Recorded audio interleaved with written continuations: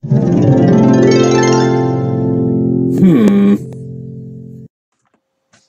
my lovely people, and welcome to Owen's Mind, a light-hearted trip through the contents of my head and the world in general. It is Sunday, the 6th of October. My name is Owen, and here is what is on my mind today. So, I hope your weekends are going well. Mine's going pretty good. I went to see Joker last night, which is fantastic. There's a review up on the channel. If you're interested, go check that out.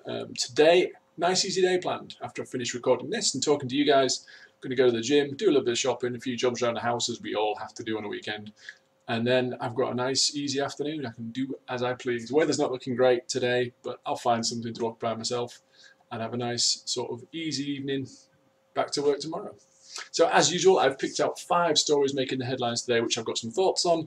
Links are in the description below, so feel free to go and check them out, read the articles in full, and show those original publications some love. So, without further ado, let's get into it. And our first story today comes from BBC Sport, and again, more brilliant news from the Athletics Championships. So Dean Smith wins a 3rd medal. It's the first Briton to win 3 medals at a major global athletics championships. So she got the gold in 200 in a week, she got the silver in the 100 before that, and now they've got a silver in the women's 4x100 metre relay.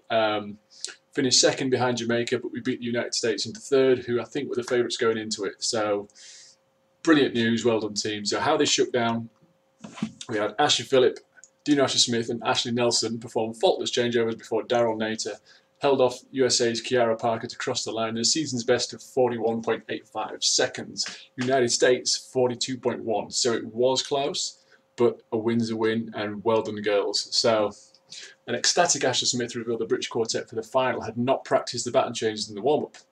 She says, "I think we all handled the pressure between us, which is testimony to how much experience we've got as a squad," she told BBC Sport. "It's been a good championships, but obviously it's the team event." So Nater also added, "I'm proud of us girls. It was a great leg to run, and we showed we have strength in depth in this team. Last minute changes, but we can still get the job done." So again, brilliant. A bit of flag waving, but why not? Why not? We should be rightly proud of these girls. And you know, from other nations, they're probably looking at it going, "You know what? It's a medal. It's an athletics championship." You know, but some countries can rake in the medals and that, and Great Britain, we do really well. But I think there is a sentiment sometimes that we kind of hold people up too much. It's like, well, you know, they won a medal, brilliant, but no, we should be supporting this. These should be our role models. These should be the people we put up in front of young girls and young boys in schools and saying, this is what you should aspire to. You know, forget Instagram followers, forget, you know, how many likes you get and how many posts you get and who's dating who and the kind of celebrity thing. You know, that's all well and good. But if you're looking for somebody to not follow, but kind of somebody to kind of look at to and go, now that's the kind of person I want to be. Somebody who is prepared to put in exceptional amounts of hard work towards their goal, towards their dream, and then they achieve it. And we should celebrate that, because it is an incredibly tough thing to do. So, yeah, brilliant story. Well done, girls. Well done, everybody who's taken part, because just to get to a championships, to get in that team, you have to be the top 0.1%. So even to attend those games and be part of that world is an exceptional achievement. And, you know, to then be the top in the world, be the best, you know, the top 3, fantastic, fantastic work. Very, very well done. Congratulations. Long may it continue. Okay, story number 2. So this one is a little bit troubling, actually. So hundreds of transgender youths who've had gender reassignment surgery wish they hadn't and want to transition back, says a trans rights champion. So yeah, this apparently hundreds of people who have transitioned to now undo the surgery, a campaigner who decided to stop identifying as male, was revealed. So Charlie Evans, 28 from Newcastle, born female but identified as a male for almost 10 years before deciding to stop taking testosterone and become a female again. After she went public with her story, she says hundreds of people have contacted her asking for guidance about detransitioning, which is the process of going back to the gender you know, they were originally born to. She goes, I'm in communication with 19 and 20-year-olds who have full gender reassignment surgery who wish they hadn't, and their dysphoria hasn't been relieved. They don't feel any better for it. So dysphoria is simply a state of unease or generalized dissatisfaction with life. That's the term. She says most people who get in contact with her are usually in their 20s, mostly same-sex attracted and often autistic. One 21-year-old woman who identified as a male from the age of 13 reached out to Miss Evans because transition did not help her gender dysphoria. The woman who did not want to be identified said there is a system of saying, okay, here's your hormones, here's your surgery, off you go, and I don't think it's helpful. So Miss Evans is now setting up the Detransition Advocacy Network to help people who feel the same way she did. She was due to have a breast removal surgery this summer, but started having doubts in May before deciding to stop taking hormones and cancel the procedure. Yeah, it's tough, isn't it? I mean, it says here, you know, the data is not currently collected showing how many transgender people come to regret the decision, but the Tavistock and Portman NHS Trust, which offers gender identity services for children as young as 3, says it is rarely seen. In a statement, the Trust spokesperson said, decisions about physical interventions made in our care are arrived at after a thorough exploration process. While some patients may decide not to pursue a physical treatment or to drop out of treatment, the experience of regret described here is rarely seen. This is a tough one. This is a tough one for me because I don't know any transgender people. I do not have that kind of network. So I don't know, I've never actually spoken to one in depth about what it means to be transgender, but reading this article saying that, you know, for a percentage, they come to regret it, and I don't know what you'd put in place for this. Certainly more support, you know, and if they're now offering services for children as young as 3, now just to be clear, they're not saying surgery. I think it's more about advice, and it's chatting, and it's you know, people coming to their mother with their children going, my child is feeling this, and it's a discussion, so just don't jump on that. You know, children as young as 3 are not having reassignment surgery. But there needs to, I mean, I think when I was a kid, when I was sort of, sorry, I've got oats in my teeth, I've had porridge. When I was very young, you know, your head is all over the place, and although I never had any kind of confusion regards gender and that kind of thing and sexuality,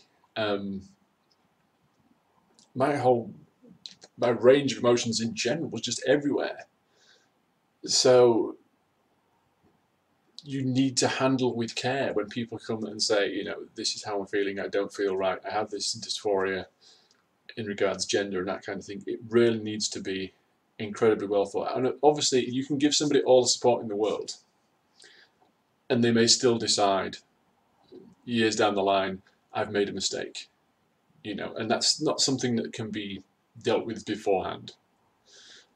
But as long as everything has been done leading up to that point, from a support perspective, as long as you've done everything as a, you know, as a trust or a company or a hospital or whatever it may be, as long as everything has been done to the best it can be, then hopefully these numbers will come down, and this is not less of this is going to go on, because if you're at the point in the process, from what I understand, where it's hormonal treatments and suppressives and things to suppress estrogen or testosterone and this kind of thing, that can be reversed reasonably easily, I imagine. Having done stuff with personal training, I know a little bit about steroids and things, so hormone manipulation and how, you know, increasing certain things can be reversed generally and put back. If we're at a point now where people who've had full surgeries are wanting to detransition, this is a serious medical issue, I imagine, because I don't know how reversible these procedures are. I imagine they're not, to a large degree. So anything we can do to avoid people having to go through that or live with the consequences of a decision which they now regret can only be a good thing. So, like I say, I'm not in this world, I don't know a huge amount about it, but just reading the article, is, you know, something needs to be done. We need more in there to try and lower these numbers and stop people having to go through this. So there we go, that's my thoughts. Story number 3, this one gets me really mad. So a lying pilot still thinks he's a hero despite just missing the exit suit and crashing at an aerodrome. This is in the Daily Mirror today. So, pilot who crashed his plane has been handed more jail time after an investigation found out he'd lied to an insurance company. So, His lies included not telling them that the aircraft was overloaded and he was operating and previously been involved in 3 fatal crashes. So this is Robert Murgatroyd, 53, narrowly missed the M62 when he took off in his Piper Cherokee plane from Barton Aerodrome on September the 9th, 2017. He was flying 3 birdwatchers to the Isle of Barra and the Outer Hebrides, where a rare bird had been spotted on the island for the first time in 30 years. The plane crashed just minutes after taking off. None of the passengers were seriously hurt. Good news there. During an interview after the crash, Murgatroyd tried to describe himself as the hero of the moment, Manchester Evening News reports, but following a trial he was jailed for 3.5 years. He's back in Manchester Crown Court on Friday, where he pleaded guilty to an offence of fraud after making a false declaration to obtain insurance. So in April 2017, 5 months before the crash, the pilot was taking out insurance on the 45-year-old Piper Cherokee with Sydney Charles Aviation Insurance. 45-year-old aircraft, don't worry about it, they are exceptionally well maintained, and I know this because I was a private pilot, which is why this story really, really bothers me. So he was asked the standard questions such as whether your aircraft has been involved in any accidents or whether the customer has ever had any insurance cancelled or declined. So like if you get a motor insurance policy, it's always, your policy may be void if you do not disclose, anything, essentially if you lie to us. If we're asking these questions and you're not being completely truthful, it's going to void your policy. Murgatroyd said nothing. Took out the policy, which cost him 965 quid. So Prosecutor Henry Blackshaw told the court that police investigations had subsequently revealed information that the pilot should have disclosed to the insurers. He added that additional information would likely have increased the price of the premium or meant Murgatroyd would have been refused insurance altogether. So this is a laundry list of what's gone on. So in February 2007, an aircraft operated by the pilot crashed into the sea at Blackpool, killing 2 occupants. September 2016, Murgatroyd had an insurance policy cancelled because he failed to keep up with payments. 2014, he was convicted of flying an aircraft without a valid certificate of airworthiness, was fined £300. Certificate of airworthiness, essentially just think of it as an MOT for an aircraft. It is checked and they go through it and they say, right, this aircraft is safe to be in the air, and it's a very, very detailed check, as it needs to be. Anyway, he didn't have one, or didn't have a valid one, was fined. May 2013, an aircraft operated and insured by him was hired out to a pilot which crashed in Caerphilly in Wales, killing 1 and seriously injuring 2 others. A similar incident happened in October 2011 when another aircraft operated and insured by him crashed in Switzerland, killing both occupants. So, an investigation by the police revealed that in the hours before taking out this insurance policy with Sydney Charles, he'd been declined insurance from another firm. He had previously operated under the name Fly Blackpool or Fly BPL. Replying to the insurance after his insurance had been declined, he wrote, "What a crock of Fly BPL has not had a claim on their policy in any event. The last known incident was Golf Alpha Tango Romeo on May 19, 2012. A head pilot," I'm bleeding is obviously bleeping it. Fowler's head pilot who crashed my aircraft and killed his son. I pursued him through the courts privately and I got 17,000 payoff with no help from your company. Alright, so first and foremost, you do not ever, under any circumstances, overload an aircraft. Ever. It is just ridiculous. And anybody who dares to call himself a pilot will know that. At the absolute best, what that weight is going to do is increase your takeoff distance required and increase your landing. So you need more space to get in the air and to come down again. It's going to make the aircraft unstable. If you're very overweight, it just won't go off the ground at all. But if you're overweight enough that it will get airborne, it just affects every aspect of the handling. Years ago, R&B singer Aliyah, her aircraft overloaded, significantly overloaded, crashed, killed everyone on board, pilot, everything. You just don't do it. It's one of those things that it gets reinforced when you learn to fly. Don't overload your aircraft, because not only is it dangerous, it is really selfish, because a plane, if it comes down, could come down anywhere. It could come down on a populated area. It could come down on a school. This crash near the M62, if it had actually hit the M62, which is a busy motorway in the UK, cars, if they'd seen it coming in, could have swerved and caused massive piles up. pile up of coaches, it has such far-reaching effects that you just don't do it.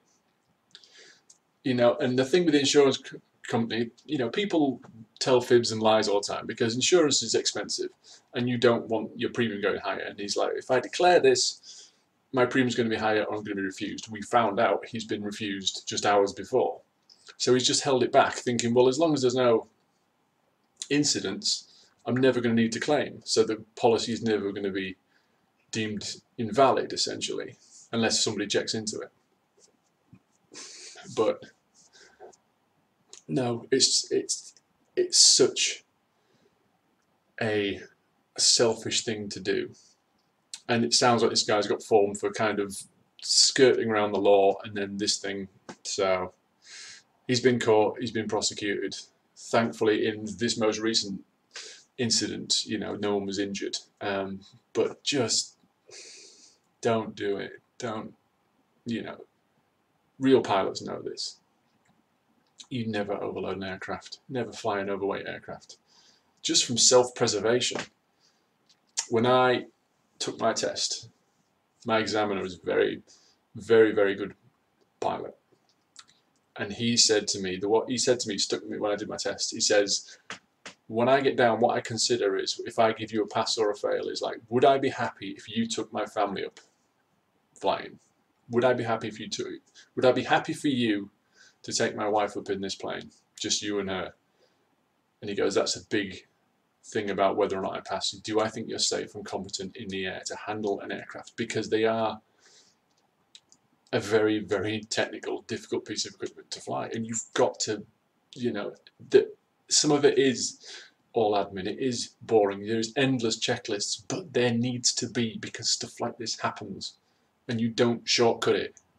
You give it the time, or find a different pursuit. Don't fly if you're not prepared to follow the rules, because they're there for a reason. They're not there just to, it's not just red tape for the sake of it, like some things tend to be. This is a big deal, so don't do it. And thankfully, this guy's had his sentence extended. I don't know if they can, but if they can revoke his license and make sure it can't happen again, I don't know if that's an option open to them. I would certainly do that. There's been enough strikes against this guy now that's just, no, enough. Anyway, moving on. So let's move on to a happier story, if you will. Story number 4, and this is a much happier story. So this is MSN News today via Newsweek. 5-year-old cancer survivor celebrates latest birth by donating thousands of toys to the hospital that treated him. So this is brilliant. So this is Weston. He's been cancer-free for 2 years, and he chose to mark his 5th birthday by donating thousands of presents to Pennsylvania's Children's Hospital. So Amy Newswanger, the child's mother, posted images on Facebook on Tuesday showing her son Weston in a car packed full of gifts.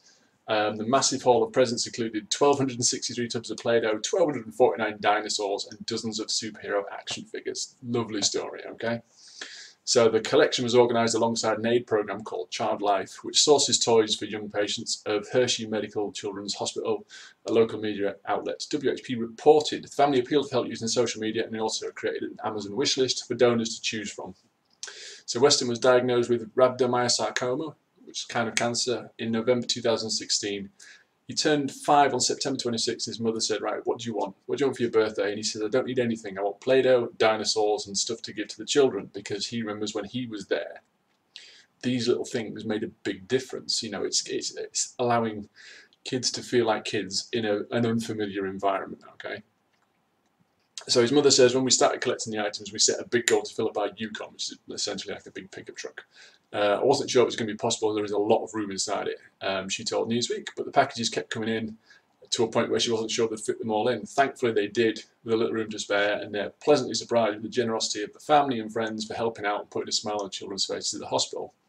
We all know how well a simple container of Play-Doh can change a child's mood while in hospital. So, just a brilliant story. So, according to American Society of Clinical Oncology, 400 to 500 people are diagnosed with rhabdomyosarcoma every year, the majority being children and teenagers. It explains more than half of the childhood rhabdomyosarcomas are diagnosed in those under 10. Accounts for 3% of all new childhood cancers each year in the United States. and it's the most common soft tissue sarcoma in children. The 5-year survival rate for children younger than 15 is 70%. So that's good, it's positive. If the cancer risk becomes high, spreading widely in the body, widely in the body, I do apologise, the 5-year survival rate ranges from 20 to 30. So what I glean from that is if it's caught before it spreads, you know, 70% chance of beating it, brilliant. If it starts to spread, that drops to 20 to 30. So early diagnosis, a must. But again, just a brilliant, brilliant story. You know, this kid, it's a 5-year-old kid. What do you want for your birthday? You know, if you ask me at 5 years old, what do you want? I want this, and I want that, I want that. And this kid's like, let's give stuff to other people. Let's make them feel better the way the hospital made me feel better. And again, it's just a selfless act by a young man who, with wisdom beyond his years, to help out other people. And it's just brilliant and it's fantastic. And I love it. So, well done, Weston. I'm so glad that you're on the mend, that you're cancer-free. Stay healthy, mate. And a lovely, lovely gesture. So, brilliant. A lovely story. And we're going to finish on a ridiculous story. This is in the Metro today. Russian man is going to sue Apple because his iPhone turned him gay. Yeah, this is in the Metro today. So a man in Russia has launched a lawsuit against Apple after he alleged that his phone turned him gay. So he's called D. Razumilov. He wants 1 million rubles, which is about £16,500, after he was given 69 gay coins of cryptocurrency instead of Bitcoin he'd been expecting. The money came with a message written in English, "Don't judge without trying." He did what he was told, tried it, and is now in a same-sex relationship. He wrote in court papers, "I thought, indeed, how can I judge something without trying it? And I decided to try a same-sex relationship. I can say after a passage of 2 months that I'm mired in intimacy with a member of my own sex, and I can't get out. I have a steady boyfriend, and I don't know how I'm going to explain it to my parents. After receiving the aforementioned message, my life has changed for the worse, and I will never be normal again." Razumilov has accused Apple of manipulatively pushing me towards homosexuality since sending him gay coins in 2017, and he was suing because of moral suffering and harm to mental health. The app was created by a third party, but he believes Apple has a responsibility for programs they host. His lawyer, Safiza Guznieva, said that her client is scared and the case is serious. It will be heard in court in Moscow on October the 17th. So, yes, me thinks he protests too hard. Because his quote is now 2 months I've been mired in intimacy. Now, when I do something new, when I try something, it usually doesn't take me 2 months to realise, you know what, this isn't for me. If I try something new, a new experience, a new food, whatever it happens to be, a new exercise regime, you can normally tell pretty soon if it's not going to be for you. And when it comes to sexuality, if he's going to try it for 2 months of intimacy, so he's been intimate, and he's now decided, this is not for me, and it's somebody else's fault. Wow. Yeah, I think this guy just needs to be a bit more honest with himself, because this is just ridiculous. Absolutely ridiculous. I mean, we hear about ridiculous lawsuits all the time, but this is just comical, isn't it? It's like, well, I wanted some Bitcoin, but I got something called Gaycoin, and it said, you should try this. And it's like, okay, I will. I mean, how easy is it to manipulate this guy? If I get a message saying, you know, murder, don't knock it till you've tried it. Okay, so I'm now suing the website because I've been out killing for 2 months and it's just not for me, and now the police are looking for me and I don't know what to do. Really? Just... So it's the cynical part of me says, you know what, this guy is gay, and he's now been caught by people who do not kind of understand it, or his parents have found out and do not approve. So he's like, oh, it wasn't my fault. It was Apple. It was Tim Cook. It's a plan by Apple to manipulate me, pushing me towards homosexuality. I don't know what they'd gain from that, but that's yeah. So that's his defence basically, that it's Apple's fault that he has been mired in intimacy for 2 months with his boyfriend. I mean, the fact that he refers to the guy as his boyfriend. You know, if in the article, if he'd said, you know what, I'm being pursued by a gentleman or somebody of the same sex who I've got no interest, he calls him his boyfriend. Just, mate, just come out of that closet. Just admit it. You know, and I'm sorry, but if it's taken you 2 months to realise it's not for you, then I don't know what to tell you. Anyway, craziness. There you go. We'll see how that takes out. It's let's say it's going to be heard in court in Moscow. This is going to get thrown out, surely. Sure, there's not a chance that this guy can win this. And if he can, the world it's gone to hell, because if he's got any kind of claim that this is anybody's fault other than his own, then I don't know what the world's going to. Anyway, so that's it, guys. Links to all the stories I've discussed today can be found in the description below, so feel free to go and check them out. Let me know what you think about this video and tell me, what have you tried for longer than you should before realising it's not for you? Answers in the comments, please, along with any thoughts you'd like to share. These were mine. They're not necessarily important. They're not necessarily right or wrong. They're just what was on my mind. So until next time, bye for now.